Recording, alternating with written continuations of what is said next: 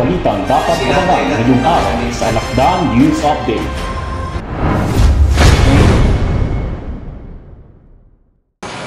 ID nagsagawa ng Gender and Development Forum bilang pagdiriwang ng buwan ng mga kababaihan.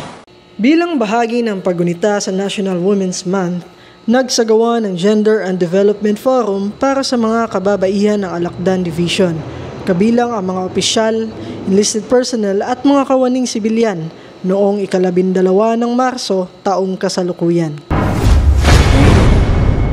Layunin ng aktibidad na bigyang kapangyarihan ang mga kababaihan sa loob ng dibisyon sa pamamagitan ng pagpapalawig ng kamalayan at pangunawa sa mga isyu ng kasarian, gayon din ang pagpapalakas ng kanilang personal at profesional na pag-unlad.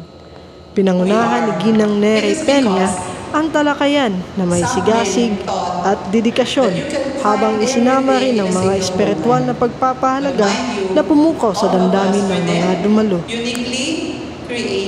Sa kanyang inspirasyonal na talumpati, binigyang diin ni Ginang Peña ang mahalagang papel ng kababaihan bilang mga haligi ng lakas, malasakit at katatagan sa tahanan, pakikipagkapwa at pagiging magulang, tulad ng pagmamahal, integridad at pagiging di makasarili na siyang sumasalamin sa biyaya ng may kapal at humuhubog sa susunod na henerasyon gamit ang karunungan at pananampalataya.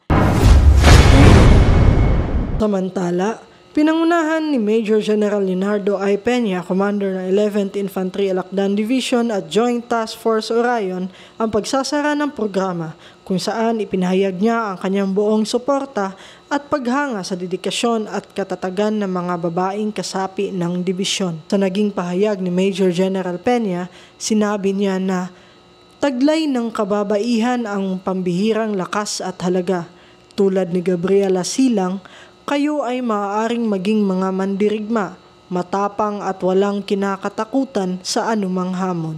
Ngunit ang inyong pinakadakilang lakas ay nasa kakayahang magbigay buhay, isang himala na walang sinumang lalaki ang maaaring pantayan ito. Sa pamamagitan ng mga ganitong aktibidad, patuloy na pinapalakas ng 11ID ang isang sumusuporta at inklusibong kapaligiran na nagbibigay halaga sa mga ambag ng kababaihan. At yan ang mga kaganapan dito sa 11th Infantry Alakdan Division. Ako ang inyong Alakdan Trooper, PFC Uyaw, para sa Alakdan News Update.